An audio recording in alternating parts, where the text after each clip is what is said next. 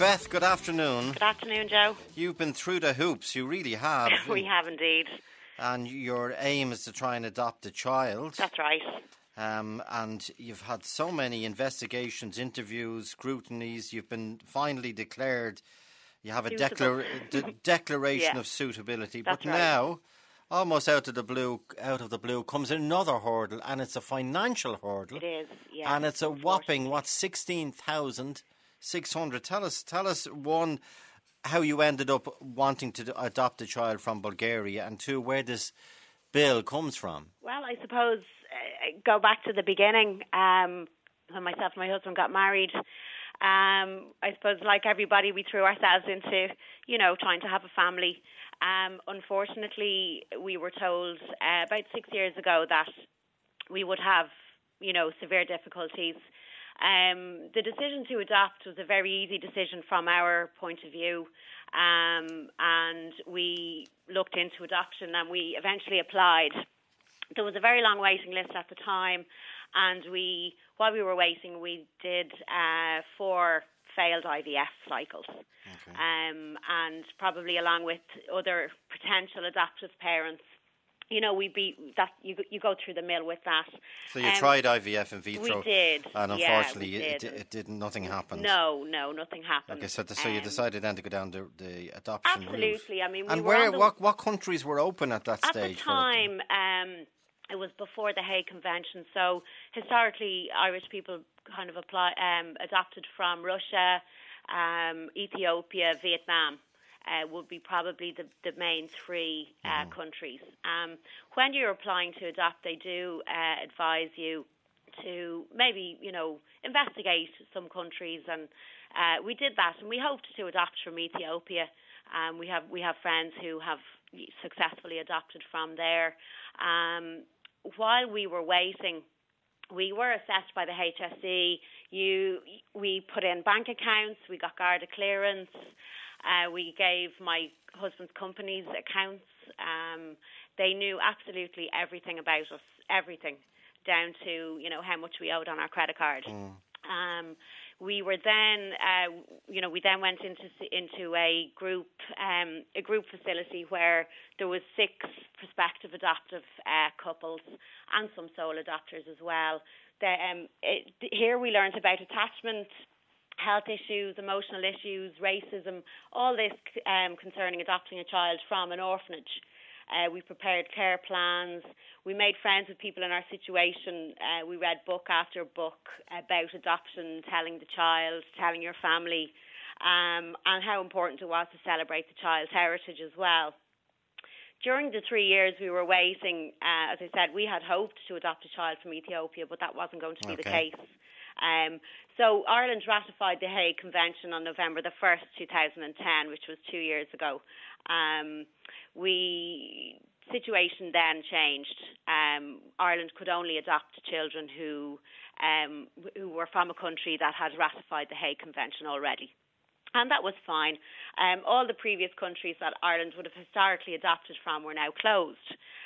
To adopt from Bulgaria was our only option, but we embraced it. We investigated the procedure. We engaged with a Bulgarian agency that other prospective adoptive parents had engaged with. They seemed extremely professional and very, very nice. And how much do you have to pay them? €5,200. There, and now that doesn't include your travel and time spent in the country. And to be fair, we thought that. And was what did they do? They seek out. Basically, in the country, they work with the Ministry of Justice in Bulgaria, and currently Bulgaria have roughly 200 orphanages. This particular Bulgarian agency had been dealing with international adoptions in Bulgaria for 13 years. So they were very, very well established and very reputable. So we agreed €5,200 was, for us that was a good, manageable fee. We spent hours, days, weeks getting documentation together. We signed a contract with the agency in Bulgaria. They have our power of attorney, so basically they can go to court on our behalf should the need arise. We got our number from the Bulgarian agency, which means we were in the queue. Okay, and any idea of timescale at that stage, what they were saying? Timescale with international adoptions can vary from 6 months to 5 years. But Bulgaria, did you have any information about Bulgaria itself? Initially, I suppose we were told, maybe 18 months, then maybe 24 months. It's looking like it would probably be about 2.5 to 3 years at this stage. And where did this other significant amount of money, where does that come in? Well, not too long after the Hague Convention was passed and brought into Irish law, the Adoption Authority authorised an Irish agency. And the Irish agency would deal with the specific country agencies on your behalf. Listen, this was great. We don't speak the language. We don't know the culture. So somebody was going to deal with that on our behalf, and I suppose hold our hand at every step. Now, however, the fee for this particular side of the Irish side of the adoption was an extra €12,000. Sure, that'd be prohibitive for most people, sure. Well, that's the problem. So under the Hague Convention, the Irish government, the Irish adoption authorities are obliged to set up an independent, non-profit making that's right. organisation to deal with sorting out, to make sure there's no trafficking, basically. Yeah. And you're saying the bill for that is €12,000. €12,000, yeah. Plus the €5,200 that we have to pay the Bulgarian. And the bill covers what? Overheads. We have to, because this particular agency don't get any state funding, we have to pay almost €2,500 is an interest-free loan from us to them for a period of 30 months. Roughly €3,500 would be to process the referral of our child. Now, a referral means that, I suppose, the Bulgarian authorities look through your file, read everything about you, read your social worker's assessment report, and they match you with a child. So once they've matched you with a child, they go then to the Irish agency, and they tell the Irish agency, we have a child for Mr. and Mrs. Joe Smith. So this is ARC Adoption. You register with ARC Adoption. You pay them $2,750 up front. That's regarded as a loan. Yes. And then the fees are separate. Yes. And therefore, an application, registration, pre-referral liaison, referral processing, adoption processing, post-adoption, and contingency. That's right. Now, have you not done all your application registration already? Well, we thought we had. Well, you're now going to be charged €2,646 for it. Yes. Professional fees will be $695.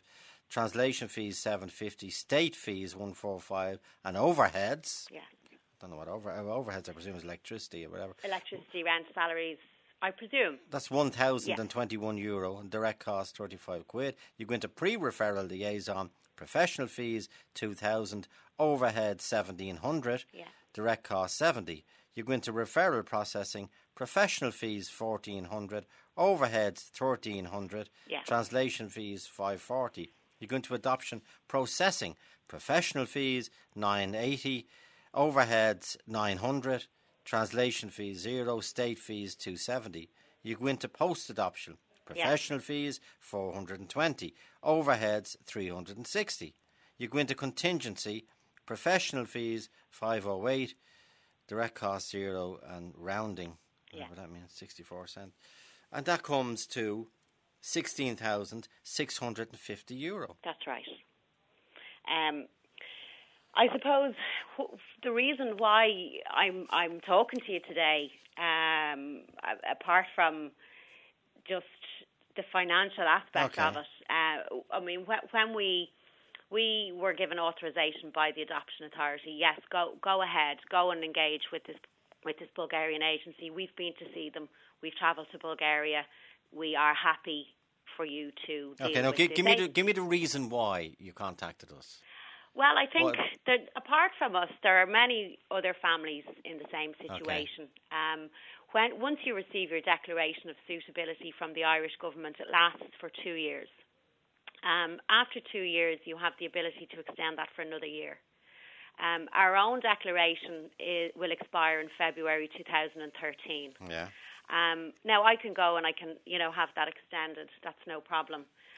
I cannot send that over to the Bulgarian agency who have my power of attorney. You have to do a separate one. I have to bring that to ARC Adoption. ARC Adoption then send it on our behalf.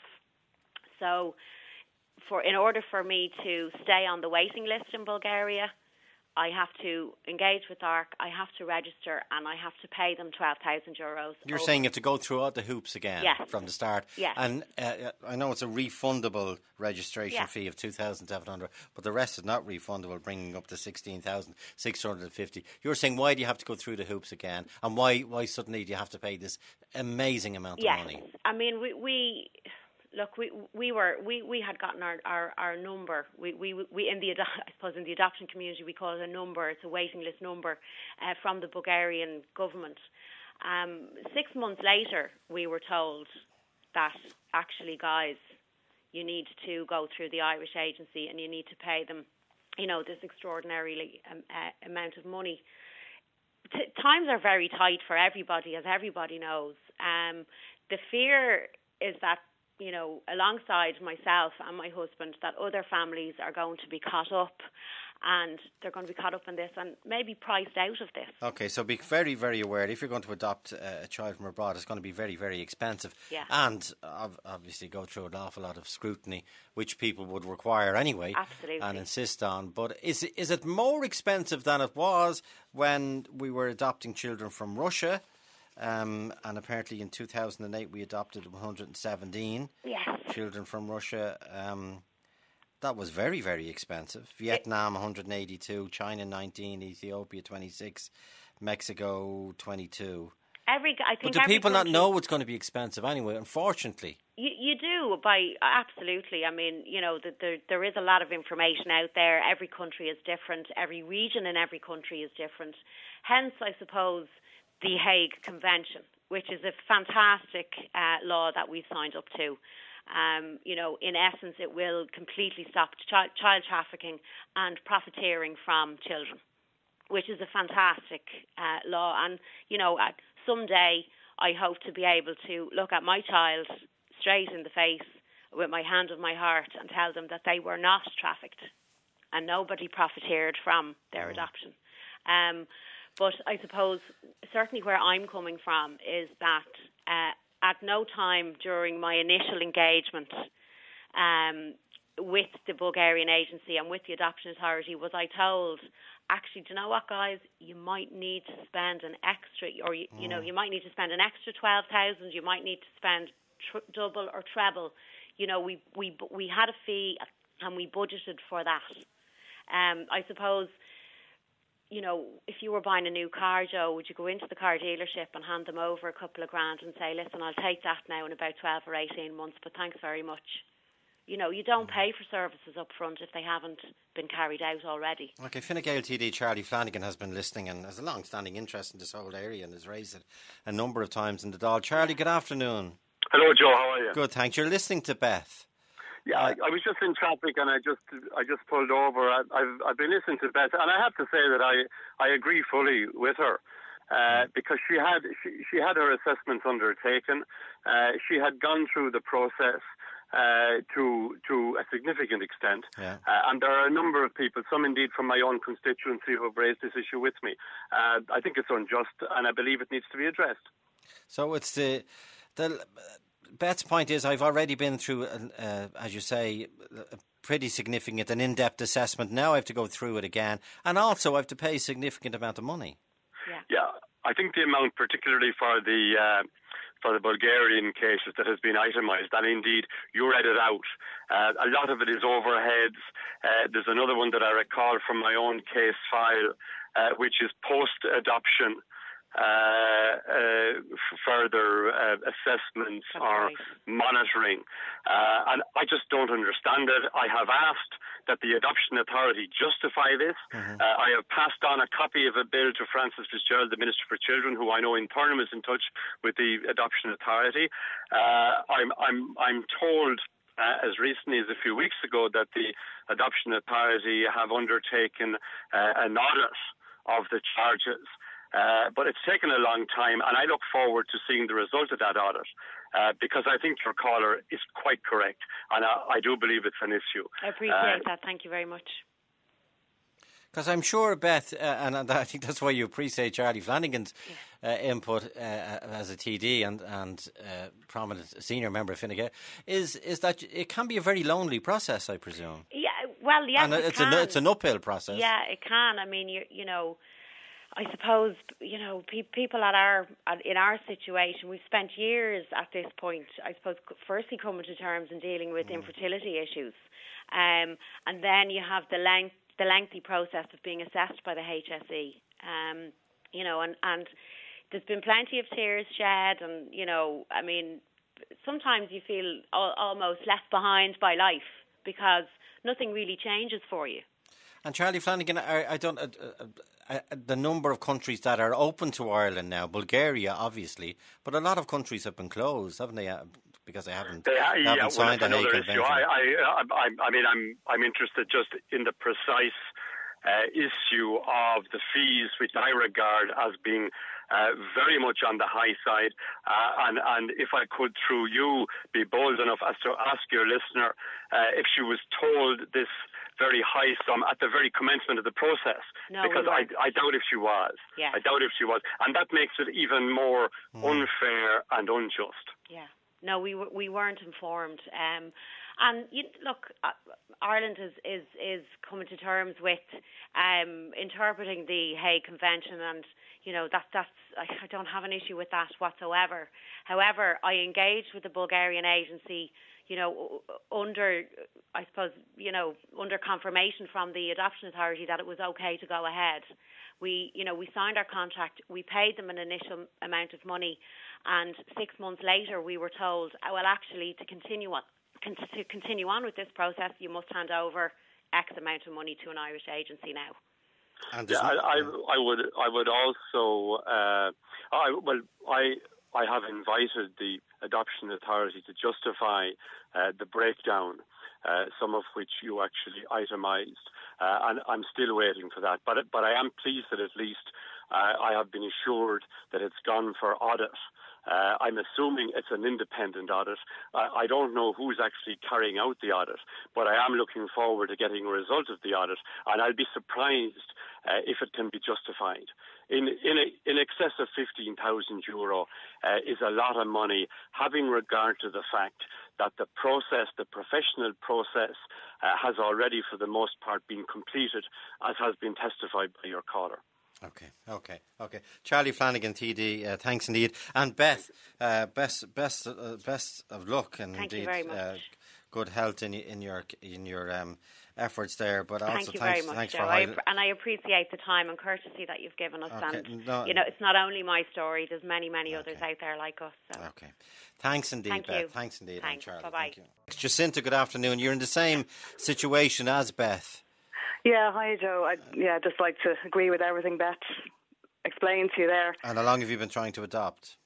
My first introductory meeting would have been in 2007, and similar to Beth, at that time the HSC list was quite prolonged for assessment. So 2 years later I was assessed and had all the social work interviews, and finally received the declaration in October 2010, so prior to the new Adoption Act coming in and prior to Hague being ratified. So because my declaration is now 2 years old, I had to go through a reassessment this year, which I have just almost completed. But since then, as Beth explained, the ARC mediation services have come in. So I'm in the situation now. I've received a declaration from the Adoption Authority, but my paperwork... A declaration of suitability. Suitability and eligibility. So that has to be forwarded over to an EDO in Bulgaria by the end of November. And ARC won't do that without me signing their contracts. And an EDO are under instruction from the Adoption Authority that that's the way they have to receive their paperwork. So we're not allowed. And what's your ARC looking for? From me, it's just €12,000. And that includes, I've already paid an EDO some money, So in total, about €8,000 would be going directly to ARC.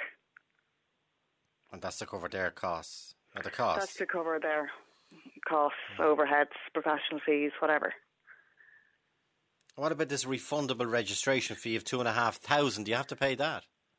Yeah, you have to pay that straight off. It's in the small print. It's refundable after 30 months. So basically, like Beth said, it's an interest-free loan to them. And then the others are a lot of overheads, professional fees, which actually have never been itemised exactly what they were. They want to reallocate everybody with another social worker. But, you know, my experience of social workers, the two that I've had, I have a rapport with them. I've engaged with them over the past couple of years. So I have plenty of social worker support should I need it. So you have a declaration of suitability and eligibility. You keep saying, you're adopting... I'm a sole adopter, yeah. Okay. Yeah. And is that more difficult than a couple? I would, yeah, well, the assessment process obviously is more stringent because in a couple you do have somebody to fall back on. You know, if you're sick, you have somebody there. Obviously, as a sole adopter, you have to make sure you do have supports around. I'm very lucky that I do, like with friends and family, and they've been so supportive the whole way through. And it's very, they have to be identified and... They've been identified. My parents, siblings have all been interviewed by social workers. Referees that I put down, which would be friends, have been interviewed as well and send in a lot of reports about me, references, all of that. I mean, the paperwork is incredible. And I know it has to be, and I don't have a problem with any of that, but all that work is done. Yeah. You know. And you're saying you'll have to go through a lot of it again? You'll have to shell out a lot of money. I have updated my paperwork now, so I've done that. But in order to get it over to Bulgaria, because they have to update their files on the Ministry of Justice. But to get it over to Bulgaria, it has to go through the system here. It has to go through ARC Adoption Agency, and you have to pay them. Yeah. Well, between 8 and 12 before they will process it. Yeah. So 12 in total, and they're including the rest of the fee to Anito. So how are you feeling now about proceeding? Well, I'm pretty desperate at the moment, to be honest. I mean... What do you mean, desperate in what way? In that I need to get the paperwork over there. I don't currently have that amount of money, and I can't see the justification for that amount of money. So I have a few weeks to sort it out. I've written to the Adoption Authority so many times, and the emails have literally been ignored for the past few months. I've written to the Minister's office the same. We've been told since last February this has been treated as a matter of urgency, and we're still getting the same response. Apparently there's supposedly some meetings happening this week. By the way, is it the same amount of money to process an adoption, bear with me, from a solo adopter, as you say, and rather than a couple? Because I presume... Yeah, it is exactly the same. Yeah. Which I did try and negotiate that with ARC, but no, he just said it's the same. Okay, it's a long road, 2007. Obviously, you thought about it for a long time beforehand. Absolutely. And were you always thinking, Jacinta, if I can, about solo adoption? Yeah, I suppose the situation that I'm in, I always, for some reason, had adoption in my head. Even when I was young, I just thought, we grew up with a lot of kids who were adopted, and I always thought it might be something that I would, explore later on. I'm sure that's the way life led me down that path, and so I was completely happy with all that. But if I had started out on this journey knowing that the ARC fees were here and the NIDO fees were here, but the fact was, Joe, we found out about this in December last year, that the Adoption Authority had approved a mediation agency, and we were all delighted. We were all thinking, this is fantastic. But you didn't think it was going to cost us much. But we didn't think there was I keep saying refundable registration fee. I'm not calling it a loan. Other people are calling it a loan. It's a refundable registration fee, which you after also said. 30 months, yeah. And Jacinta, say you would, I don't know, if you had a partner, have a partner, does that change the scenario? It wouldn't be a solo adoption, would it? No, like if I hooked up with somebody now, they would have to be assessed. Oh, would they? Okay. Yes, completely. from start to finish again, it would completely change things. Yeah.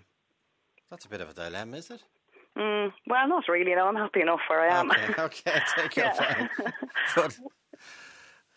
But given the hoops and the hurdles you have to go through, it's just that nobody budgets out.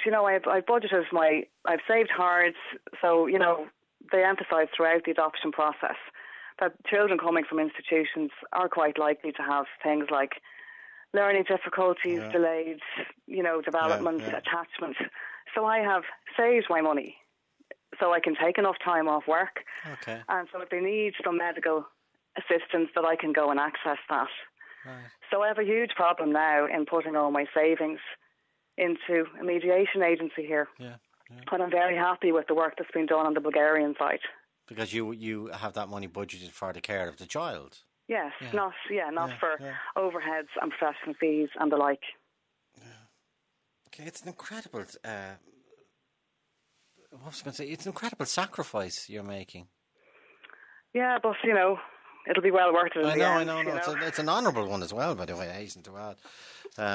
And I hope you're successful after all the things you've been through and your declaration of suitability and eligibility. By the way, didn't Beth mention earlier those declarations of suitability expire? Yeah, that's 2 years. Like mine was because I was pre-Hague. They reissued mine last year, so it would come under the Hague Convention. But then once it's 2 years old, you have to go back and do a full assessment again with your social worker and all of that. So that's why I had to go and do it again this year. Yeah, again. So they update your information and your finances and all of that kind of thing. Okay, well, best of luck. But as you say, a number of people are saying that they're just looking for information on why the fees are so high. Yeah, no, there's no breakdown. So surprising. The fees are surprising. Well, that's because the Hague Convention, we're told, you have to set up an agency here to accredit and operate. Yeah. But then the fees being so high are a separate thing. But as I say, a number of people are taking it up now, including, and indeed took it up before, Charlie Flanagan. But best of luck, Jacinta. You won't give up. I don't sense that in you. Absolutely not. But, as I say, I could need this money to put to the care of my child. And has anyone anyone of your pals, not professional counsel, anyone said to you, Jacinta, leave it? Oh, well, some of them have made the comment that by the time I get around, like by the time it all happens, I'll be retired, so I'll have no problem getting time off work and all of that kind of thing. And do your friends and work colleagues know that you're... Yeah, my close friends, they do know, and they've all been hugely supportive. I'd say they have the whole process coming out their ears as well. Well, best of luck. I hope it works for you. I hope it works out for you. I little doubt it will work for you and work for that lucky child as well. But I hope it works out sooner rather than later for everyone's. Because we have to remember as well, these children are in orphanages. They're in and are available. Anyone that's seen, I saw the institutions in Romania. Anyone that saw the institutions in Romania wouldn't have a scintilla of doubt about the need for those children to be rescued, is the word I would have used. But anyway, best of luck with it, Jacinta. You have great fortitude, and I hope fruition comes fairly soon for you on every level, and I hope we can sort out these costs and see what the breakdown of them actually are. Jacinta, thanks again. I appreciate that, Joe. Yeah, thanks and I appreciate your call. Bye-bye. Derek Ryan has contacted us. Back to ARC Adoption, this new body that the government had to set up for foreign adoptions. Derek Ryan, good afternoon. Hello, Joe. Derek, you're auditor to ARC. Does that mean you work for them, or you're an outside agency? I'm a statutory auditor, a chartered accountant. Okay, and you're also an adoptive parent, you point out. That's right. And you say ARC is a very necessary organisation. Well, I was just saying to your researcher, it's about 10 years or more since we adopted our kids, and prior to the introduction of mediation organisations, the adoptive parents got their declaration from the adoption authority, and at that point they were on their own. They went to whichever foreign country they'd chosen, and they dealt with the authorities there independently of any support from Ireland whatsoever. In fact, and they invariably hired fixers or whatever, or facilitators or whatever. Our experience, I only know from experience Russia and Romania, But we dealt with, fixers is probably a nice way of putting it. And all adoptive families that had to go through the process prior to Hague and the introduction of these mediation groups dealt directly in the relevant countries. And basically, these people came to Ireland, they put a roadshow on in a hotel. You said you were interested in adopting in Romania or Russia in our case. You went out there, you paid them, they agreed a fee. Now, they told you it was for translation and for travel and for medical reports and various other things, but the fee was greatly in excess of the sort of fees that ARC are proposing for people dealing with Bulgaria. Very significantly in excess. And in addition, it was mainly payable in cash. Okay. Now, people who are very anxious to have kids and they want to adopt are prepared to overlook some of the realities of the way that they were asked to form their families. But you were dealing with these people in cash. These people were not part of any government organisation, whether it be in Russia or Romania or Bulgaria. Now, I don't have first-hand. And when you say, Derek, you're an auditor to work, Charlie Flanagan TD's question earlier on the programme that he wants an audit done of, he wants. Sure, we've done one. And you're happy. Well, we did an audit for the accounts for the previous year, 2011, and when the directors produced the books, we'll audit them again, and we'll audit them in accordance with normal audit standards. And they were signed off, obviously. They were signed by ourselves, and they were signed by the directors. Okay, thanks indeed.